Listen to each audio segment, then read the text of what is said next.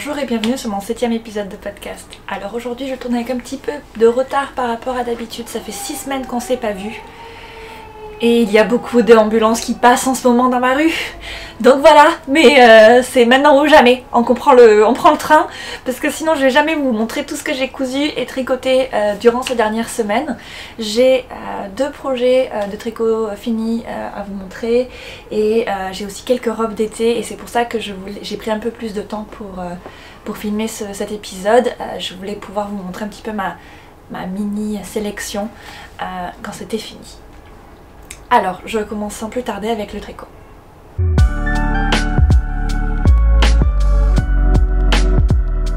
Pour cette partie, j'ai 2 projets finis à vous montrer et un projet en cours. Et je vais vous parler un petit peu aussi de mon prochain projet que je vais monter très rapidement. Alors, le premier projet, je vais commencer par le plus petit. Il s'agit du Piaz D7 de Along avec Anna, voilà. Je vous ai déjà montré le petit cardigan que j'avais fini le mois dernier et très rapidement après j'ai terminé le petit short qui va avec. Donc voilà, je vous le montre.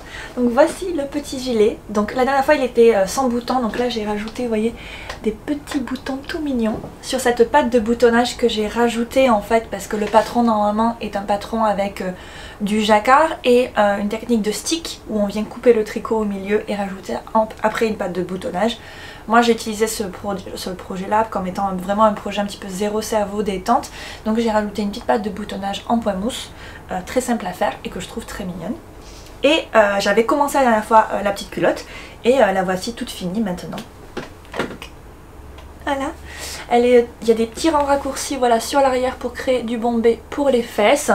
J'ai tout fait ça en taille naissance parce que mon échantillon en coton mérino était un petit peu plus grand que celui du patron. Donc en gros pour tomber sur une taille 3 mois qui je trouve ira parfaitement vu que le bébé pour lequel ce set est destiné est né ce mois-ci. Et donc il pourra le porter j'espère tout cet été. Que vous dire d'autre? La dernière fois je chantais les louanges du coton mérino de Drops et je n'en démords pas. J'aime toujours autant cette laine. J'aime beaucoup surtout le mélange en fait, l'idée de coton et de mérino. Ça donne je trouve vraiment un beau tombé aussi à ce mérino. Les mailles tombent vraiment très bien avec une belle définition. Et je trouve que pour la layette en fait c'est vraiment pas mal parce que ça peut faire la mi-saison et automne-hiver. Enfin comment dire, même l'hiver c'est pas très grave parce que souvent les bébés ils portent un body par exemple dessous et donc ça vient juste créer un petit peu de chaleur. Et surtout pour les parents c'est pratique. Ça passe à la machine je pense parce que en tout cas pour le mérino, le coton mérino pardon de Drops, je sais que le mérino est traité super wash et le coton peut passer en machine. Donc je pense en traitement délicat c'est pas mal, sachant que dans mon expérience passée, des petites layettes que j'avais fait en alpaga, en mérino, bon tout maintenant est à taille poupée, donc c'est tout aussi bien si ça peut peut-être faire pour un deuxième bébé ou ce genre de choses avec ce genre de qualité. Donc ça c'était notre premier projet fini et le deuxième projet fini que je voulais vous présenter. Vous l'attendiez, en tout cas moi je l'attendais depuis super longtemps. Il a malheureusement passé l'hiver sur mes aiguilles. Il s'agit du Flying Foxtail de Steven West que j'ai enfin fini. Youpi! Est-ce que je vais trouver un son? Je sais pas. Mais en tout cas, je suis extrêmement ravie. Le voici. Alors là, il est tout plié. Voilà. Mais voilà, tout plié, il prend pas tant de place que ça. Il est plutôt léger. Je l'ai pas pesé, donc il faudra que j'écrive peut-être le poids en bas, mais en tout cas je suis extrêmement contente de ce projet. C'est un projet de longue haleine si vous me suivez depuis quelques temps ou si vous êtes nouveau, bienvenue, by the way. Mais je l'ai commencé je pense cet automne, le défilé des ambulances. Je disais que ça faisait un petit moment qu'on était quand même dessus parce que je l'ai commencé cet automne, je pense en septembre ou octobre je crois, dans l'espoir de le finir pour peut-être Noël ou janvier et pouvoir le porter l'hiver, sachant que l'hiver au Japon, le gros c'est vraiment janvier-février. Bon, ça s'est pas du tout passé comme prévu, j'ai pas mal avancé et puis après ça a beaucoup ralenti à partir de janvier-février parce que j'avais plus de laine, parce que c'est un projet de longue haleine donc on pouvait plus le faire, il était devenu très gros, c'était difficile de le promener, enfin je me suis lassée au bout d'un moment puis comme c'est un projet lent, je pense qu'on a un peu toutes les émotions, on passe par le spectre des émotions, où on est excité, motivé, puis après on sait plus, mais est-ce que vraiment ça va nous plaire ou pas, en fait pourquoi on fait ça déjà, voilà, c'est un petit peu tout, je suis passée par toutes les couleurs, je crois, mais au final, je suis très satisfaite. Alors je vais vous montrer un petit peu en détail. On va commencer par le début, c'est-à-dire ici, où là je suis sur l'envers, tac, sur l'endroit, voilà, vous voyez, donc l'endroit c'est la partie où j'ai mis mes restes d'alpaga, et en l'envers j'ai fait mes restes de mohair ou de broche d'alpaga silk. Donc là vous voyez, on voit bien la définition du point, qui est super joli, une espèce de point un peu coquillage ou fleur. Le designer nous dit que c'est une queue de renard, mais on y voit ce qu'on veut bien sûr.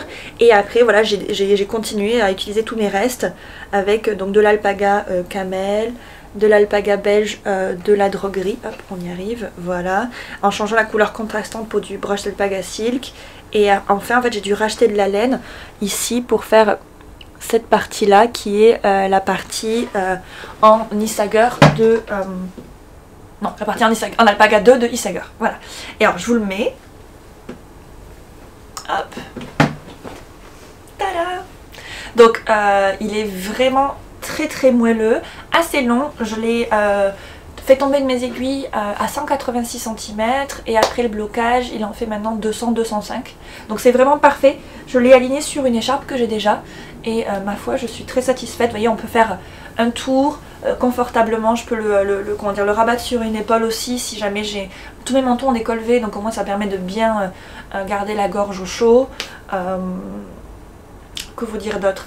J'étais sceptique, hein. Vraiment je me disais est-ce que la texture va me plaire, est-ce que ça va pas être trop, etc. Mais je trouve que le mélange des couleurs va pas mal et je me suis rendu compte qu'au final même dans mes coutures pour l'hiver je me suis vraiment concentrée sur des couleurs unies, des formes simples, et ça peut être bien aussi de rajouter un tout petit peu de texture dans une gamme de couleurs qui ressemble. Donc clairement je vais le porter pas mal je pense cet hiver. Pour ce qui est du niveau, je pense que des débutants confirmés ou des débutants un petit peu aventureux peuvent se lancer en fait dans ce projet parce que malgré tout la brioche c'est pas si compliqué que ça. Je trouve que c'est un petit peu comme le crochet, il y a quelques points de base et après c'est juste une question de comment dire, comment on les agence, etc. Et si vous avez déjà tricoté en anglais, je pense que c'est tout à fait abordable. Le point se répète sur je crois 14 ou 16 rangs et dès tout ça je commençais vraiment à me souvenir par cœur du motif et à la fin vraiment j'avais plus du tout de patron, j'y allais au fur et à mesure, etc. Et j'ai vraiment fait ma vie pendant les 2/3 en fait du tricot, ce que je trouvais quand même pas mal, même si j'avais fait beaucoup de pauses parce qu'en fait c'est un tricot qui est assez facile à lire, un motif qui est relativement facile à lire. Voilà, ça ce sera tout pour mon Flying Foxtail, ce grand chapitre sur lequel vous m'avez accompagné depuis des mois est fini. N'hésitez vraiment pas à me laisser des commentaires avec vos questions, j'y répondrai avec joie. C'est un patron qui n'a pas forcément été beaucoup tricoté en français et c'est avec grand plaisir si je peux vous aider, vous guider et peut-être même vous motiver à vous faire cette écharpe qui, comme vous le voyez, a été vraiment parfaite pour utiliser mes restes en fait, autant de mohair que d'alpaga, et je suis sûre que ça irait très bien avec de la figuerie, donc n'hésitez pas à vous lancer. Allez, je l'enlève parce que maintenant il fait 25 degrés dehors, donc on respire un petit coup. Alors, je le repose. Et je peux vous parler maintenant de mon dernier projet en cours, il s'agit du loose cardigan de Atelier Emily. Je l'avais à peine commencé le mois dernier. J'ai un petit peu avancé, mais pas tant que ça, vu que j'avais aussi quand même pas mal de petites choses à terminer. Hop, nous y voici. Tac, on a une manche qui avance. Alors, c'est tout noir. Alors, est-ce qu'on voit quelque chose? Bon, c'est le noir à l'écran, c'est jamais très facile. On verra bien quand il sera fini. Je vous promets, c'est très joli. La maille est très jolie. Je le tricote en Titicaca Dolzgarn, c'est le lace alpaga de cette marque, et en mohair lace de Daruma, qui est une marque japonaise, qui est très fin. Et donc je tricote avec un brin de Titicaca et deux brins. Donc deux brins de mohair, et ça me permet de tricoter le pull dans un échantillon assez dense en aiguille 4 mm, alors que le patron est prévu pour des aiguilles 4,5 mm. Donc de ce fait, je tricote, j'ai changé la taille, je crois que je tricote une taille 5 ou 6 pour une taille 2 avec une aisance de 15 cm. Et so far, so good, c'est vraiment super. Comme vous avez pu voir, je ne termine pas mes corps avant de me lancer dans les manches, pour la simple raison que comme ça je peux transporter mon tricot plus longtemps. Je trouve qu'une fois que j'ai fait mon corps et que je me lance dans les manches, souvent je transporte plus mon tricot un peu partout au travail, des choses comme ça, parce que c'est trop gros, alors que faire vraiment séparer les manches, faire genre quelques centimètres après la séparation, puis me lancer dans les manches, ça c'est quelque chose que je peux faire en voyageant, en mettant dans le train ou des choses comme ça. Et une fois que j'ai fait mes manches, alors là malheureusement il faut rester à la maison et le terminer, mais il reste qu'une seule petite ligne droite. Donc j'aime bien ce schéma qui est un petit peu plus qui est un petit peu moins orthodoxe, je dirais, par rapport à ce dont on a l'habitude. Donc ça c'était tout pour les projets en cours. Et ce dont je voulais vous parler, c'était aussi un projet futur que j'ai et que je pense que je vais monter. Donc dès que j'aurai terminé les manches, je vais me lancer dans un nouveau projet pour avoir un petit projet de voyage. Et je vous disais que j'avais deux quantités pulls, une pour faire ce gilet noir, mais aussi une pour faire un pull dans ces couleurs. Tadam! Il s'agit de la langue Jowl, donc c'est un mélange en fait laine polyamide et de Tilia de Filcolana, donc ça c'est le moire de Filcolana qui est assez connu. Et j'avais acheté ça il y a très longtemps, j'ai 5 pelotes de chaque, donc c'est pas énorme, ça fait genre 1100 mètres, quelque chose comme ça. Et en ce moment j'ai envie de pulls qui sont assez larges, alors même si ça j'aurais pu faire un pull moulant avec, je pense que je vais l'allier avec des qualités similaires qu'il me reste en blanc et me relancer dans un pull à rayures type un peu marinière. J'avoue, je suis totalement obsédée par cette idée depuis que j'ai vu la marinière de Emma de Tricot Lyrique. Elle l'a fait en Gilliatt il y a des semaines de ça. Et elle est tellement belle et je pense que je vais en faire une aussi, genre principalement blanche avec des rayures rouges. Et celle-ci sera rouge, enfin principalement rouge avec des rayures blanches. Mais ce que j'ai bien compris, c'est avec mon classique d'Espace Tricot, c'est que j'adore les rayures. Et que voilà, je pense qu'on va partir sur quelque chose comme ça. Et en termes de patron, je pensais faire un alliage entre le pull d'Espace Tricot, donc le classique, parce que je vais être en échantillon de 4 mm, et le zipper sweater de Petite Knit, qui est lui qui est en aiguille 5,5 mais qui a donc un zipper ici. Et en fait j'aime bien l'idée d'avoir un pull en fait qui puisse avoir un col montant, que j'adore sur mon classique, mais qui puisse aussi avoir une sorte de variation, on peut l'ouvrir au cas où si on a un coup de chaud, ce qui arrive pas mal quand même si on met nos pulls par exemple au bureau ou dans des cafés, très rapidement on peut avoir chaud, on peut avoir froid, et je trouve que avoir l'option col en V ou pas, c'est plutôt pas mal. Donc ça va arriver sur mes aiguilles très rapidement, en espérant que je puisse tricoter du moire cet été, vu que je pense être en France durant cet été et que contrairement au Japon il y a peu de clim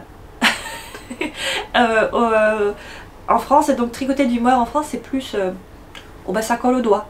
Donc on verra, on va voir jusqu'où on peut aller d'ici l'été avec ces laines là. Donc c'était tout pour moi pour le tricot, on peut passer maintenant à la partie couture. Aujourd'hui je suis super contente, là le printemps est arrivé, enfin au Japon on a vraiment eu un printemps en dents de scie, il faisait encore 12 degrés au début du mois, enfin c'était très bizarre, mais je me suis dit allez, faut que tu te motives, même s'il fait un peu gris, tu seras super contente d'avoir des robes d'été ou des robes de printemps quand les beaux jours arrivent. Et donc comme vous pouvez peut-être le sentir avec la lumière aujourd'hui, il fait beau, il fait beau, il fait beau, il fait beau, c'est super, on attendait ça quand même depuis un bon moment. Et donc j'ai cousu ces dernières semaines 3 robes d'été qui me tenaient à cœur depuis longtemps. Et j'ai pris un peu plus de temps pour les faire parce que j'ai fait les modifications nécessaires à chaque fois pour avoir des jolies finitions, et il me tarde de partager ça avec vous. Donc la première robe que j'ai faite, c'est la robe Capriccioli de Apolline Patterns, qui a été, je vous dis d'emblée, une réussite totale. Je suis amoureuse de cette robe. Alors je vous la montre sur le cintre. Je l'ai faite dans cette jolie viscose à fleurs du marché, hein. Alors c'est vraiment pas un truc extraordinaire. Et une des particularités de cette robe, c'est qu'il y a une jolie fente ici. Alors on voit pas grand chose, je vous mettrai bien sûr une vidéo portée. Mais les points en fait qu'il y a sur cette robe qui me plaisent beaucoup, donc c'est vraiment la fente, le haut doublé, les petites manches, vous voyez, papillons. J'ai vraiment adoré. En termes de modification, j'ai fait une toile juste du haut pour être sûr que ça passe au niveau de la poitrine. Et surtout, un truc que j'ai remarqué, c'est que j'ai les épaules un petit peu moins carrées que la moyenne. Peut-être je pense que j'ai un peu plus des épaules qui tombantes finalement. Et notamment sur des robes comme ça, j'ai tendance à avoir un problème où je tire devant, derrière. Enfin, ça tombe jamais comme il faut. Après avoir fait la toile, je me suis rendu compte qu'il fallait que j'enlève en fait 1 cm au niveau des épaules ici pour avoir en fait quelque chose qui tombe bien. Et c'est vraiment le cas maintenant, donc c'est vraiment une petite modification de rien du tout, mais qui a totalement changé comment le décolleté tombait, enfin se posait sur mon buste. Et vraiment je trouve que ça tombe vraiment bien à plat. Je suis vraiment contente du fit ici. Que vous dire d'autre? Alors ce que je vais vous montrer, l'intérieur de la robe. La plus grosse modification que j'ai faite va être au niveau de... Enfin j'ai fait 2 grandes modifications. Ces 2 modifications sont au niveau de la fente en fait de la jupe. Donc un peu dans le patron, la fente en fait est faite... en mettant donc les deux pans endroit contre endroit et en venant créer peut-être une sorte d'ourlet à l'intérieur, comme une sorte de couture en fait. Je m'exprime pas très bien. Bref, ça voulait dire que sur l'avant on allait avoir des surpiqûres. Et j'avoue j'étais pas super fan. Et comme sur un de mes petits débardeurs d'été que j'avais fait l'été dernier, j'avais trouvé une technique pour faire des fentes en couture anglaise. C'est ce que j'ai fait. Alors je vais vous montrer ça tout de suite. Donc vous voyez on a une couture anglaise ici au niveau de la fente. Et en fait ça vient se terminer comme ça. Donc ici on a un petit décroché et puis après la fente qui se fait, qui tombe naturellement. Et donc tout est vraiment bien fini à l'intérieur. Et surtout on n'a pas de surpiqûre sur le dessus. Il y avait le patron en soi est lui bien étudié avec de belles finitions. Il y a déjà à la base comment ça s'appelle, des coutures anglaises sur les côtés, au niveau des manches, il y a une doublure. Ce que j'ai fait pour la doublure, c'est que je suis venue la rabattre. En fait, oh, il y a encore un petit fil là. Qu'est-ce que c'est ça? Bon, c'est pas grave. Mais en tout cas, alors oui, il me manquait de la doublure. Alors on a une doublure bicolore. Mais donc je suis venue la replier et faire une surpiqûre dans le comment dire, dans le sillon sur l'endroit pour la bloquer. Et j'ai, comme prévu dans le patron, j'ai fait une fermeture éclair invisible, chose que je ne fais absolument jamais parce que, accrochez-vous, moi j'ai peur des fermetures éclair. Mais je suis absolument très fan de cette fermeture éclair que j'ai très bien réussi et que j'ai surtout réussi à faire sans avoir de pied presseur spécial pour les fermetures éclair invisibles. Donc j'ai utilisé la technique où on repasse la fermeture éclair pour un petit peu la déplier, et j'ai utilisé mon pied à fermeture éclair normale pour le piquer, et en fait ça s'est super bien passé. J'ai été extrêmement surprise. Après, comme ça faisait maintenant des années que j'avais pas fait de fermeture éclair, j'ai dû la découdre et la recoudre au moins 2 fois ou 3 parce que voilà, mais bon, ça arrive à tout le monde. Et puis c'est aussi pour ça que je pense ça m'a pris du temps de faire que 3 robes ces dernières semaines, parce que je me suis pas mal trompée aussi à plein de moments. Mais tout ça pour dire que la robe Capriccioli, notamment au niveau du fit et de comment ça me va au niveau de ma morphologie, je suis très satisfaite. Et je pense que je la referai un jour dans du lin, je l'imagine aussi avec des manches longues, vu que j'ai l'extension manches longues comme pour cette chemise. Je pense qu'il y a vraiment un bel avenir à ce patron que j'aime beaucoup. Le deuxième patron que j'ai fait, ça fait partie de la nouvelle collection de Apolline Pattern qu'elle a sortie, je crois, fin du mois d'avril, et je suis tombée absolument amoureuse de cette robe. Il s'agit de la robe Kitri. d'Apolline Pattern aussi. Et tout de suite j'ai couru au magasin de tissus et j'ai essayé de trouver un tissu qui irait bien. Je me suis lancée dans un mélange coton-lin, donc 85% coton, 15% lin, pour un côté un petit peu plus rustique. Je savais que ça allait être un petit peu plus moins fluide, mais je me suis dit que ça pouvait être joli. Je vais vous montrer ma version. Tadam! La voici, donc vous avez un dos smoké et une jupe cercle. Alors, que vous dire sur le patron? Alors déjà sur le tissu, pour terminer là-dessus, j'avais acheté 4 mètres en largeur de 110 cm. Et ça a été, mais alors j'en ai zéro chute. J'ai dû réduire l'ampleur de la jupe, ce qui me va très bien en soi parce que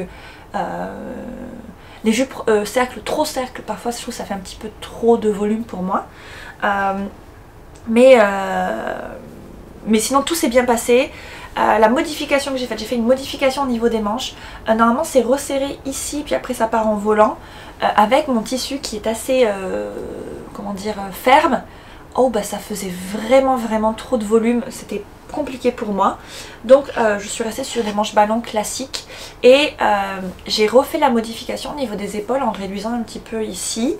Et malgré cela, je trouvais que comment dire, ça ne tenait pas comme il fallait pour moi au niveau des épaules. Je pense que c'est vraiment ma morphologie. Comme on peut voir en fait dans le dos, c'est quand même assez échancré ici et ça tient pas sur mes épaules.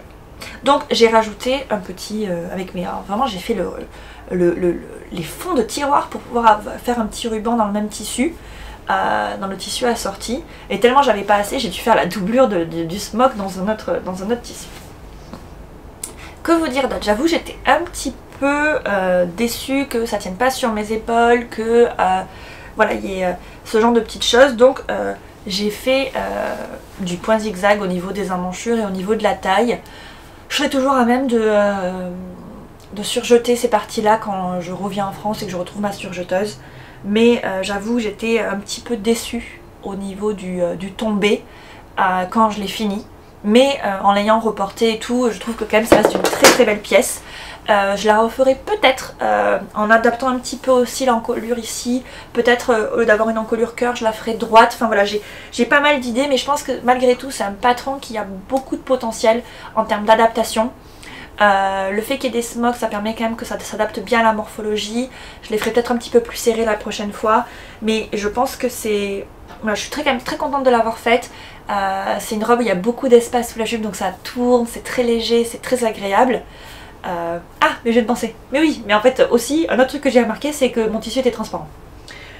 Et même si le patron prévoit de doubler en fait la jupe si on a besoin, je sais que j'ai ce problème sur d'autres jupes et d'autres robes, et donc en fait je me suis fait une petite jupe dans mes restes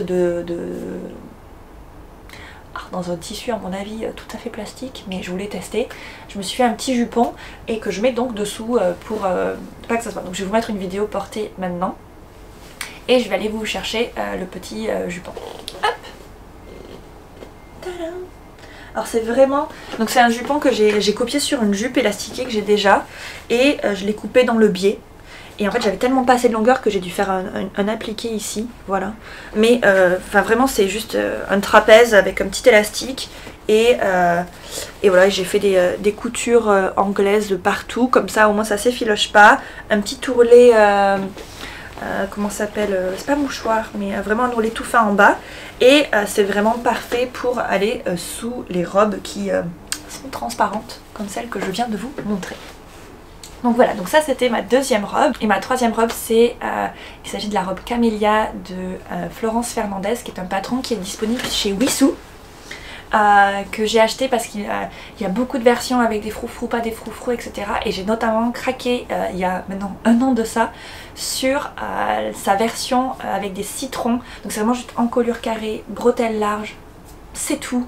Et je l'ai trouvée trop belle. Et il y a maintenant des mois de cela, j'avais aussi acheté un très beau satin de coton imprimé tulipe, dans lequel j'ai donc fait cette robe. Voilà. Donc vous pouvez voir, l'imprimé tulipe est vraiment super joli. On a vraiment une jupe qui se tient pas mal. avec voilà un dos élastiqué et avec le nœud dans le dos. Malheureusement j'ai fait tout ce que j'ai pu, mais pour que ça tienne bien et que voilà tout aille bien, pas sûr que je puisse la porter avec un soutien-gorge. Après, comme on est sur du satin coton doublé voile de coton, il y a quand même une belle, comment dire, ça se tient bien. Là j'ai pas de gêne, j'ai pas du tout de gêne au niveau de comment dire, visuel ou même physique si je la porte sans soutien-gorge. Pour pouvoir faire tous ces réglages par rapport au soutien-gorge par exemple, donc j'ai dû découdre, recoudre les bretelles quelques fois. Il y a eu quand même pas mal de, ouais, vous savez, j'épingle, je regarde, je découds, j'épingle, je regarde. Il y a eu pas mal d'aller-retour comme ça.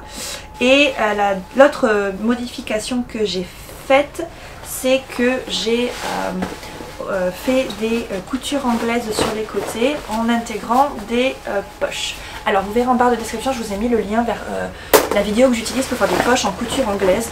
Et en fait ce que j'aime beaucoup sur cette vidéo, je vais vous le montrer de ce côté, c'est que oui, donc la poche est cousue en couture anglaise, on a des coutures anglaises ici aussi, mais on a aussi des coutures anglaises au moment où on rattache le fond de poche au tissu. Donc on a une finition qui est en fait juste absolument parfaite. Il n'y a rien qui dépasse, et là-dessus c'est vraiment un des meilleurs tutoriels je trouve que j'ai pu trouver, et je l'ai déjà utilisé plein de fois sur d'autres robes aussi que j'ai cousues l'année dernière avant de commencer le podcast. Un jour je les montrerai peut-être. Mais c'est vraiment une super technique. Alors ça prend un peu plus de temps comme toujours quand on fait des coutures anglaises parce qu'il faut tout coudre plusieurs fois. Mais le résultat est très satisfaisant, très solide et extrêmement bien fini à l'intérieur. Je vais vous mettre donc une vidéo portée aussi de celle-ci. Il y aura certainement d'autres versions de cette robe. J'imagine bien la faire aussi dans des tissus très fluides avec un petit peu les volants. Ça peut être joli. Mais je ferai ça certainement avec des tissus que j'ai déjà en France. Parce que ici j'ai principalement des tissus qui ne sont pas forcément adaptés. En tout cas, je vais porter cette robe je pense dès demain vu que le temps s'annonce encore aussi beau. Et j'ai vraiment voilà, mes robes là d'été, je commence à avoir un bon petit stock. Comme pour le tricot, je vais vous parler un petit peu de mes projets couture. Je pense que je vous en avais parlé la dernière fois, j'avais des projets de chemises, des choses comme ça, et j'ai pas abandonné. Je pense que j'ai consacré l'avril aux robes, et je vais consacrer là, le mois de mai, le mois de juin sur les petits ensembles quand il fait chaud, c'est-à-dire pantalon large, petite chemisette, ce genre de choses. J'ai en tête le chemisier Elisa de Fibre Mood, le chemisier Rosanne de Fibre Mood. Je suis en train de travailler sur l'adaptation du pantalon Eda de Studio Schnitrif.